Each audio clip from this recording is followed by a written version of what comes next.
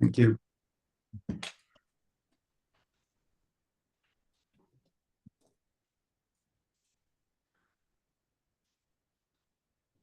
Hi, everybody. Welcome to our info session for project management with the Chang School today.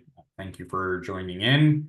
My name is Masroor Chaudhry, and I'm the manager of recruitment and sales for the Chang School. And before we get started, I'd like to acknowledge the land on which Toronto Metropolitan University is built upon. Toronto is in the Dish with One Spoon territory. The Dish with One Spoon is a treaty between the Anishinaabe, the Mississaugas, and Haudenosaunee that bound them to share the territory and protect the land. Subsequent Indigenous nations, peoples, and Europeans, and all newcomers have been invited into this treaty in the spirit of peace, friendship, and respect. And I want to pay my respects to the Indigenous peoples, elders, and ancestors who stewarded and cared for nature and the people who lived on the land where TMU is located today. At the university, we've made a deep and long-lasting commitment to truth and reconciliation. I invite you to learn more about this work online. Now I'd like to go over a few items so you know how to participate in today's session. Your microphone is muted throughout the event so as not to disturb other attendees or the presenters. For the hearing impaired, we have automated captioning available, which you can access by activating it in the toolbar at the bottom of your screen. You will have the opportunity to submit text questions to today's presenters by typing your questions into the question box. And you may send in your questions during the session. We'll answer them at the end of today's presentation.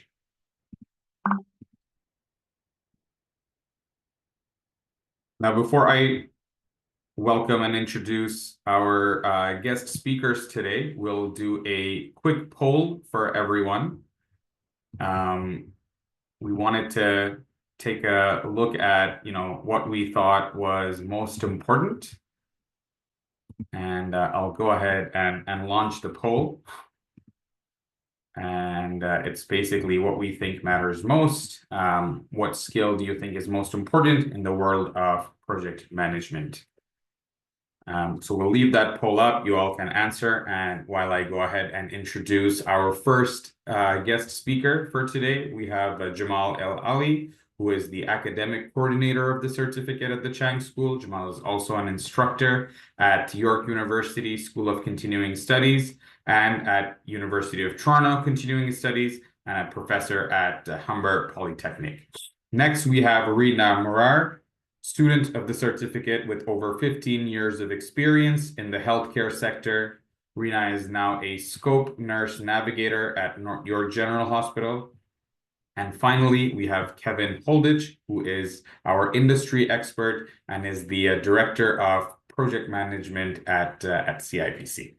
Now I will invite our academic coordinator, Jamal, to go over a brief overview of the certificate. We'll end the poll and we'll share the results shortly. Welcome, Jamal. Thank you. Thank you very much for the introduction, and welcome to our guests, and welcome to all these amazing students who are here to learn about our project management certificate. Okay, so let's go into the next slide. So our project management certificate, the delivery is online, consists of 8 courses, 5 basically core courses and 3 electives. Takes between 8 months to 2 years. It depends on how many courses you would take every semester, so to say. And our project management certificate offers you also the option to go into the stream. We have 3 streams that you can actually specialize in. They are basically architecture and engineering, business and information management, and the last one is community and health services management. As you can see on the screen, the cost is between $6,100 and $7,200 dollars. So when we look at the industry trends, this slide is, it could seem a little bit old, but even if I had a slide here that was from January 2025, by now this slide would be outdated. Like, things are happening so fast in the in the industry that is just incredible to keep up with these updates.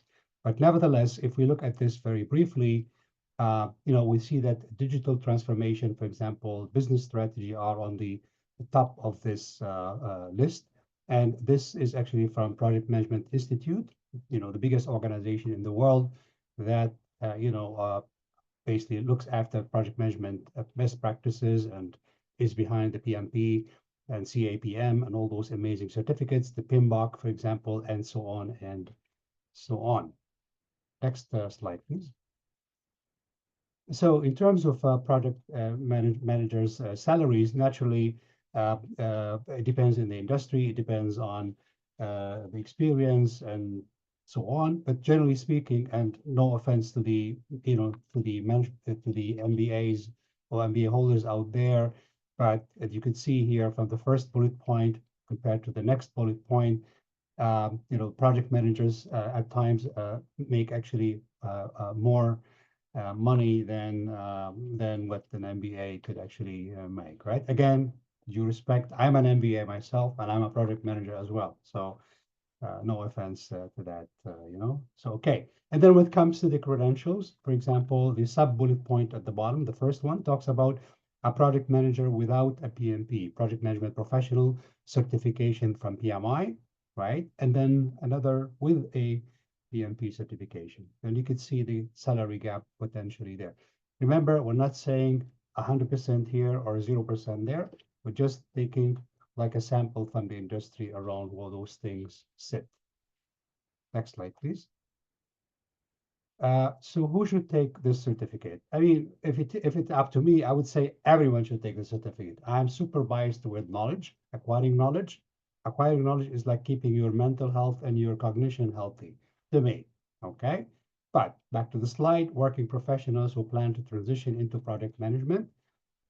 Project management professionals, for example, who would like to, enhance their resume and experience as well and knowledge by, getting a CAPM, for example, which is like a step ahead of the PMP certification if you don't have all the experience that is required.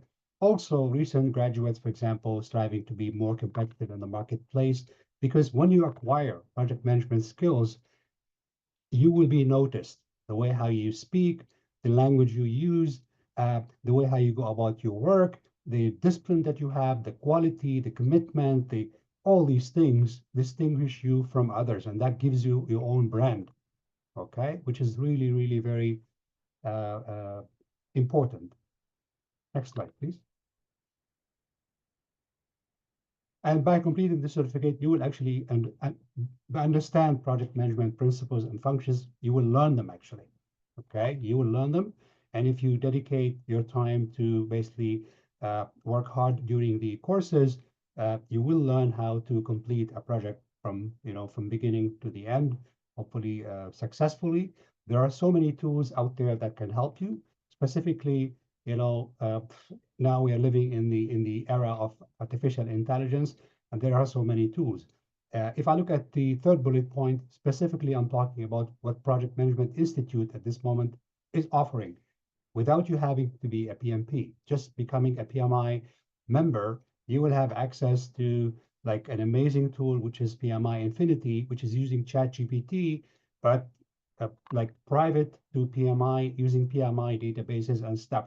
You can use it to learn, you can use it to prepare for exams. You can it's amazing. This tool, I've tested it and I work with it. It's just amazing. Other AI tools, for example, ChatGPT is there, but we have Copilot, for example, that integrates with the Microsoft world, right? So if you're running, for example, a meeting using Microsoft Teams, Microsoft Word, Excel, Outlook, and then Copilot, oh my God, you do miracles. And I think Kevin will probably share later on a few of those items around that. I'm trying not to take too much time from you. You will also learn a little bit about prompt engineering. That's basically how do you write the question to ask a ChatGPT something. And then the rest of the stuff are all around, how to manage a project, risk management, communication management, procurement management, schedule, cost, how to be disciplined, how to manage people. That's all part of what you will learn through the certificate. Next slide, please. career path options. I mean, nowadays, there are so many terms or names or positions if you want. You can be a project coordinator, project control officer, team leader, uh, or you can be a project manager, whether we call it junior project manager, senior project manager, project director, so many titles. Basically, you become a project management person. Okay. And if you are in the technical side, you can become a project engineer, or sometimes even if you work for a company and you are actually technical sales person for a company like IBM, for example, right? I don't get commission from IBM to mention them. I'm just mentioning them here, right? Then being a project manager also in the background helps you, do that. You want to go into event coordination, conference managers, wedding planners, all that stuff, can help you the project management knowledge can help you actually become a better, person in those, not a better person, but a better performer in those areas. Next slide, please. Okay, so I invite you basically to, today you're here, thank you very much, and also visit our website so you can actually look at the project management certificate. I just want to mention very, very briefly that, we have, we're going to be adding 4 new courses in fall 2025. They are basically introduction to cyber secure coding, business information systems, certified information systems security professional, and also a course from technical to managerial. Just wanted to mention that. As well, in our courses, we have actually integrated generative skills and tools just to get you started with the using AI in project management. Sorry for taking that long, but wanted to make sure. No, that was perfect. Thank you so much, Jamal. No need to Welcome. apologize at all. That's all very valuable information that you've shared with our attendees. And thank you for that overview. I'm gonna go ahead and share the results for the poll that we did, and looks like project planning and scheduling is what everybody thought is the highest one. Next, following is financial control, budgeting, and cost management, followed by risk and quality management and utilizing AI tools. Now, before I introduce our next speaker, I just want to let everybody know that all of these concepts are actually going to be covered in our certificate. So it's great to see that they're familiar with everybody, but we'll be covering them in the certificate. So now it's my opportunity to introduce our next speaker. We'll go to Rina, who will share a little bit about her experience. As I've shared before, Rina is now a scope nurse navigator at North York General. Welcome, Rina Murar.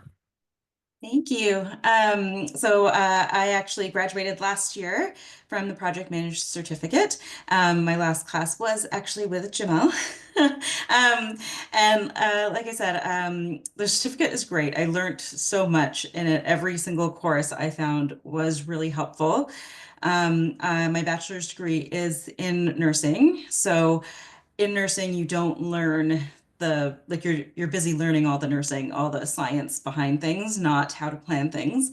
As I moved along in my career, I realized that when you get out of floor nursing or bedside nursing and you want to expand, there is a lot of project work that is going on. And even if your role doesn't specifically say you need project management skills, you use them all the time. So every single course I have used in multiple different areas of my life, not just work. So in my role as a nurse navigator, it's still a growing program. So there's a lot of new programs that are coming up, connections that are being made. And so I can definitely tell the difference between navigators who do have project experience and some who don't. And I've used it to network, to create new pathways, and it helps me understand the terminology and also the data that's being thrown around in the workplace too. And also, like in my personal life, like you use it to schedule things, you use it to like plan birthday parties or anything, vacations. You can use all those skills from every single course. I'm actually taking my master's right now in health admin at TMU. And I was laughing the other day because I took my midterm and they were asking about spaghetti diagrams and workflows. And I was like, this is perfect. I was like, I didn't really learn that much about it in my master's, but I was a pro because I had taken it in my project management certificate. And every single project I'm working on in my master's, it's like create a work breakdown structure, create a workflow. In every single assignment, it has been very, very helpful. So I'm really glad I did it first. And I do find that every single job posting I'm looking at now, yes, you do need a master's, but every single one is usually project management is an asset. They're looking for people with project skills. So I am very excited to bring those skills to any future job I have. And then I'm also looking to see how I can help others in the area too. But yeah, I definitely do think that the certificate really helped me. It is very flexible too. So while I was taking it, I had 2 children at the same time, so small children. So it's great. You can take classes, you can skip a semester if you need to, and then restart if you need to as well. So it's very good in that aspect.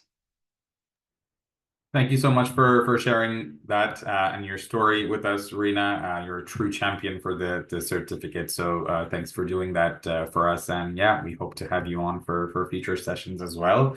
Finally, we will hand over the mic to Kevin Holditch.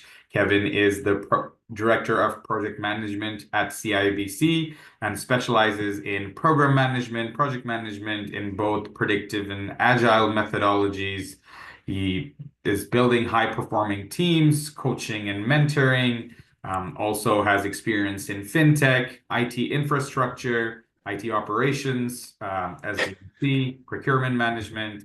The list goes on, but I'll let Kevin speak now. Welcome, Kevin. Thank you. Thank you. Thank you. And thank you for having me. The list definitely goes on.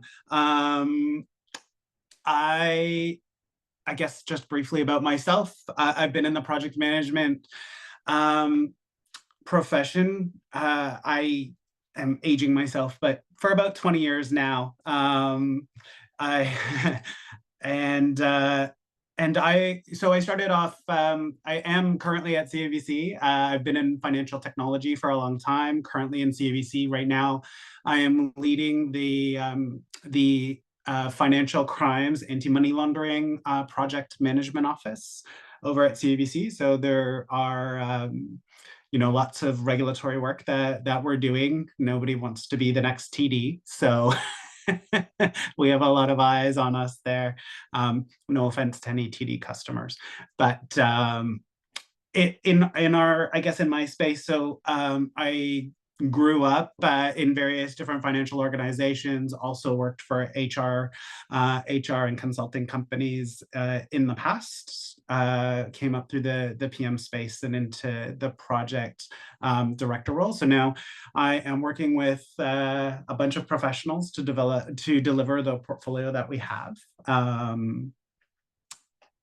Yeah, I guess I will leave it there and let's get into questions.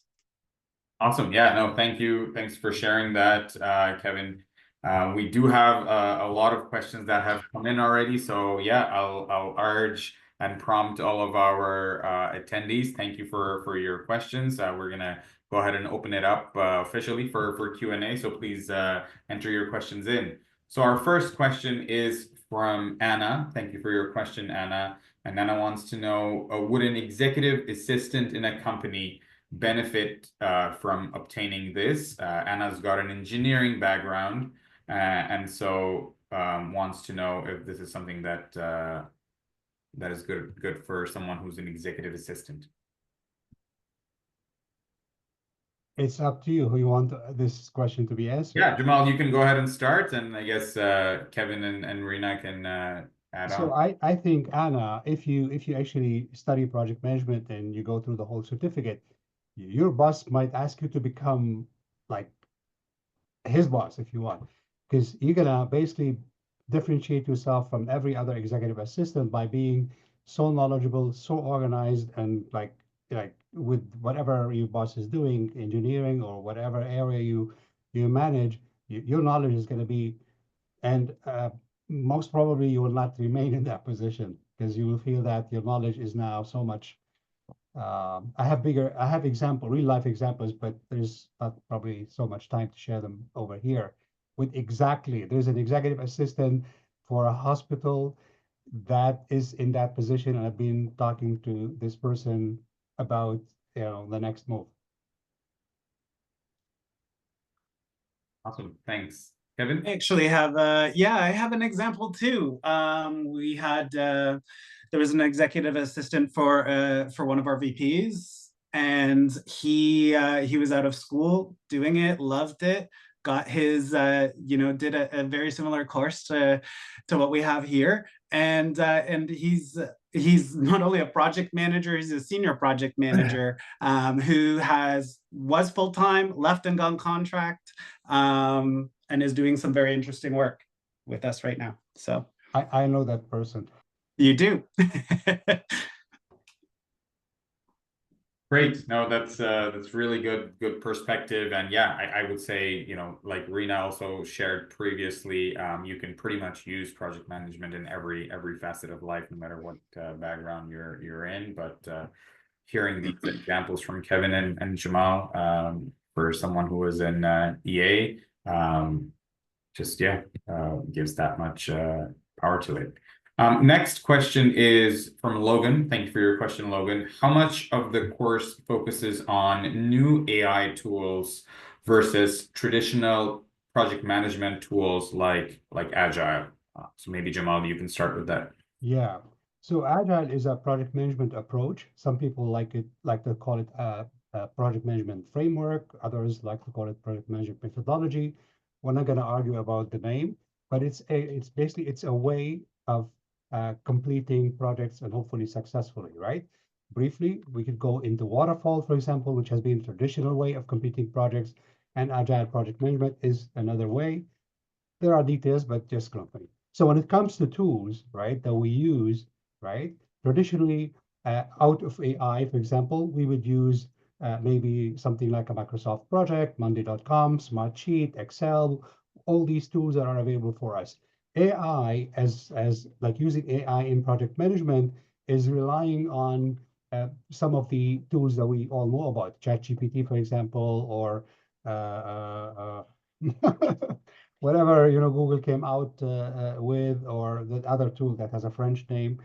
There are so many going on, right? But how are these tools being used in organizations? Because there's privacy, okay?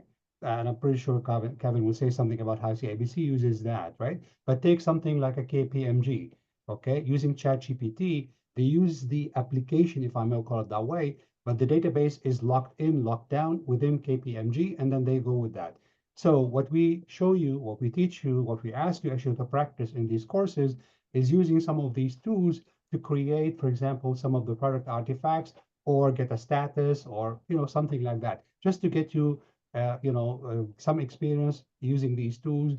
And we continue to use the traditional tools as well, because depends on the organization that you land in, right?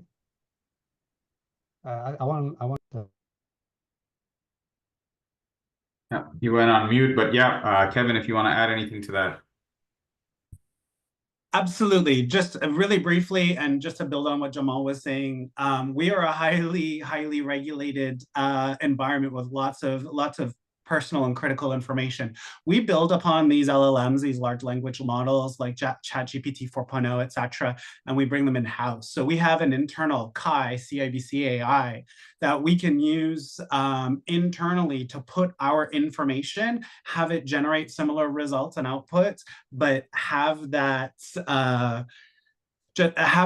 remain in-house, because we have to do and have to maintain some of those proprietary information and details. And just secondly, and last, and maybe if anybody else wants to jump on, I think that the real critical piece about AI is not necessarily, yes, you need to know how to use the tool, but how do you use the tool to make yourself more efficient? It's really about efficiency, and it's really about taking it and using it appropriately. And what does it put out? Being that human in the loop, does it make sense, and putting it forward. It's not really just about let's plug and chug and get what it gives. There's nuance to that, and it comes back to messaging, communication, and being sure that you're on point. Irina, apologies if I'm not calling you to speak about that. I'm calling Kevin because I know he's using that stuff. Great. So for the next question, we'll probably bring Rina in this one because she's had the experience completing the course. We have another question from Anna, which is, and we've actually gotten a question regarding this in previously via email as well. You know, Anna is asking, how hard is it to complete the job on to complete the certificate on top of a full-time job? And we had another question that came in before, which was, can this program be completed while working full-time? What is the typical course load and work hours like? So maybe Rina, you can share a little bit about your experience from that. Yeah, so it definitely can be done with a full-time job. I did it with a full-time job. The great thing is that you can schedule it the way you want it. So you can take one course, you can take two, you could take 3 or 4. If you're not working, you can take more. I did it over a few years, so it definitely is flexible. It's not easy. You're adding on workload to your current life. So definitely make sure you have time to do the lectures, to do the readings, to do all the group projects. I think the group projects are what takes most of the time, is the coordinating with other students, figuring out like when to meet and things like that. But yes, definitely doable with a full-time job. And if I may add something, Yes, when please. it comes to group work, some students might be a little bit scared of group work dynamics. The instructors have actually provide full support to the group dynamics. Means there's always like, how is the work going? How are the interactions? And if any students are kind of falling behind a little bit, then the instructors basically reach out to the students and try to resolve any issues and bring the group basically to continue working as required. Just wanted to mention that stuff. Yeah, no, that's a great point to add. And thank you for adding that. I know we had a question about group work in the course before as well, so I think that that definitely clarifies it. Next question is from Jan. Thank you for your question, Jan. And maybe I'll start with Rina on this one as well, and then the others can join in. The question is, would you recommend this program for current managers or administrators? So people that have been in manager of academic operations and administration. So I know you were probably in a similar role, right, Rina? So maybe you can add a little color to that. Yeah, so before my nurse navigator role, I was actually a supervisor at the cancer center at Sunnybrook. And I did find that I was teaching skills to other supervisors and my managers as well. A lot of administrators in the hospital don't have the project experience. Like I said, they came from like the floor nursing to supervisor to manager, sort of. They did their master's, but their master's might not have included any project experience as well, or learning. So yes, I think it definitely helps. I think in the management role, you do a lot of projects, even if it doesn't specifically say projects, or you don't use like a scheduling software, to know how to look at timelines and manage like workflows. That's huge as a manager and as administrator. Brilliant. Thank you. Thanks for sharing that. Yeah, I feel like that question is for you. So we started with you, but is there anything else Kevin or Jamal would like to add to that? I don't know, Kevin, you want to go, or should I? I mean, I I like just the generic skills of project management and leadership, financial management, there's stakeholder management. So all of these things are really cross industry that you can use. I mean, like I'm in tech and Rena's in healthcare. So but we're still talking the same thing. So you can see that clearly. Sorry, Jamal, go ahead. No. I wanna make sure, I give you and Rena the biggest space because, so Kevin and I worked at CIBC and we reported to an amazing director who wasn't like a full-fledged project manager per se, right? But her understanding of our work made our lives so much easier versus other teams that were managed by, and I'm sorry, I'm maybe saying something, that were managed by other directors that didn't have that level of knowledge, understanding, and not that level of experience with product. And we saw how they were actually doing, right? So your manager or a manager who's managing, especially, project teams or whatever, that understanding helps them understand what the team is going through and give them the right advice and the direction and so on. Very, very well put. Thank you. Okay, so next question. I know we get this pretty much in other project management info sessions as well, but someone wants to know, how does the certificate help prepare for the PMI, CAPM, and or PMP certifications? Okay, so you're interested in writing or getting your PMP certification, right? Sure, you can be zero knowledgeable. You can fill in the application with bogus information and you're super lucky, our PMI authorizes you, and then you go write the exam and you pass the exam. Good, $600 and now you're PMP. You apply for a job and they ask you, so what kind of high interest, high power stakeholder, for example, could exist? You go, what is that? And then the interviewer will say, thank you very much, goodbye. So what does the certificate then, project? It gives you the knowledge, the experience, okay?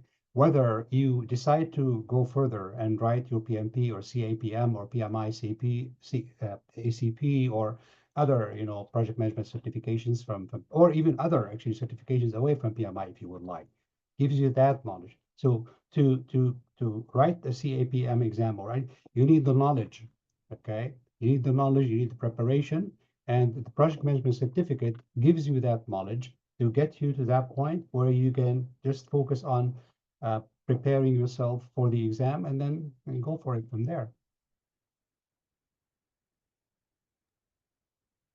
Thank you. Yeah, it's always a popular question. So thanks for answering that. And you've been so nice, Jamal, giving Kevin and Rena all this space to answer, because our attendees will wanna hear from them. So thank you for that. Next question is, does the certificate include hands-on projects or internships to gain real world experience? So what kind of real world experience or real world scenarios will people be working through? So maybe Jamal, you can start with that, and then maybe Rena, you can add on. So every course is structured in a way to work with real life, cases, scenarios, if you want, that the students will, use them to practice the concepts that are in the course, okay? And through the practice and how they complete the assignments, the discussions, what they write, and so on, they're simulating like a real life project from A to Z. And we try to keep these cases as realistic as possible to real life, so then we can give them actually that practice. That's kind of what we do, and we keep updating our courses regularly to keep them basically current. By learning from industry experts such as Rena and Kevin, and others as well. No, really, right? We do that, Kevin. Remember last time I reached out to you and Rena the same thing. So that's kind of how we try. And then the instructors ourselves, right, are basically experienced, real world experience, and we share all these things that are happening today, right? I mean, if you are in my class, I'll give you a headache by how much I will tell you about what's happening out there, right? So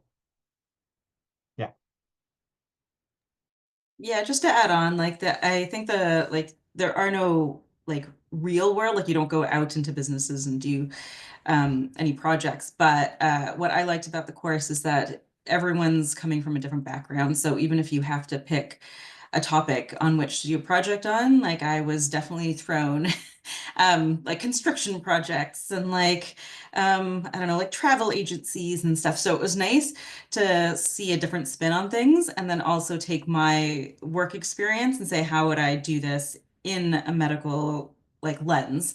Because things in the medical field are a little bit different, but it's good to see how things work in different areas as well. So I found that very helpful. That's very insightful.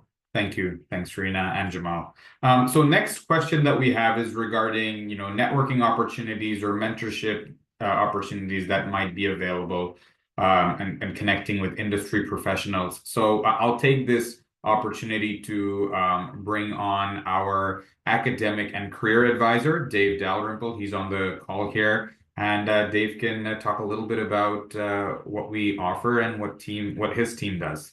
Welcome, Dave. Thanks, Mashur. Good afternoon, everyone. My name's Dave Dalrymple, and as Mashur said, I'm an academic and career advisor at the Chang School. And primarily, myself and my colleague Abby, we work with students at the decision phase of their journey, helping them figure out where they would like to go with their academic and professional journey. And for current and recently graduated students, we also have a career education specialist who can assist with the transitioning from school into the workforce. So job search strategy, networking strategy, assistance with cover letters, CVs, that kind of thing. So that's one resource for networking there. I think as I'm sure Jamal and other experts here would attest, there's also organic networking opportunities within the program, meeting with your students, meeting with instructors, all of which have some valuable real world experience to impart. And then on top of that, we do periodically have not necessarily project management specific events, but events where there may be some interest depending on your area of specialty. So we might have like a STEM networking event on campus or health services management. So depending on your industry, just depending on how you are going to take this, there may be a relevant networking event to attend. As has been mentioned here, it's in many cases, it's not, this is something you find in various sectors and industries. It's not sort of a sector unto itself. So the networking events might be more tailored to a specific industry or sector. But those do occur. And as I said, there's great resources with Dina, our career education specialist as well. While I'm sort of on the mic here, and I guess I'll defer to the experts as well here, but just I see the question about the comparison with programs at other schools. I'll just say very briefly, it's I'm biased, but Chang School has a very good reputation for programming in this area. For one, we've been doing it a very long time. It's well recognized within the industry. It's also very flexible. It's tailored for students who are working full time. You can take it full time. You can take it asynchronously online. And then I think to Jamal's point earlier, there's, you can take the easy way out. You can take something that's shorter. You can take something that's more surface level if you wish, and not to denigrate any of the competition. But I think the strength of this program is that it really does go in depth, and you can take a look at those individual courses, those individual course outlines, and compare for yourself really how granular it gets, or how subject specific it gets versus some of the programs offered elsewhere. So, you've got lots of good options out there, but I think there's a lot of things that make this a really strong choice in comparison. And maybe I'll leave it there and hand it over to Jamal or one of the other guests. Thank you so much, Dave. You read my mind, because that question, I was going to bring you on for that. So thanks for answering. But yeah, if Jamal, you want to add something to that. David did an awesome job. If this was an assignment, you'll get 100 over 100 with that stuff. That's amazing. So just a few things to what Dave said. I mentioned that earlier. So the experienced faculty with real world expertise, and basically our instructors, they keep updating actually their knowledge as we go. For example, one of our instructors has contributed to PMBOK 8, which is coming out. And there's also another manual that Project Management Institute is working on regarding AI, something in project management, and the cutting edge curriculum that we keep updating basically to keep current with what is happening out there, and the strong industry connections that I referred to earlier. All these things basically from a network perspective, but also from input that we get from the industry connections, the experts, so we can actually update our courses with knowledge that is very, very relevant. That all in top of what Dave said there. Great, yeah. I would say the same thing to everybody. Do your due diligence about everything else, but I think we have a pretty comprehensive program here, and please check us out and go to our website. Now, we have one more question that's open right now. Kevin, I'll start with you on this one. What are some emerging trends in PM or project management that people should be aware of right now? And maybe Oh, goodness.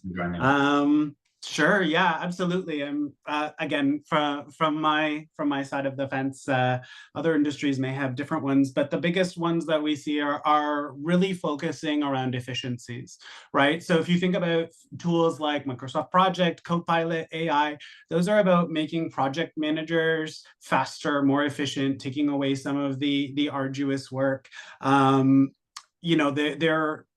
They're even going so far as Microsoft is looking at creating like project management agents that are digital agents within your project management software that you could say, okay, well, create me a schedule. No, I don't like that. Do it again. And then you can go away, have more of a strategic conversation with your business partners about what your roadmap and portfolio looks like, and leave those mundane administrative tasks to the digital FTE or AI.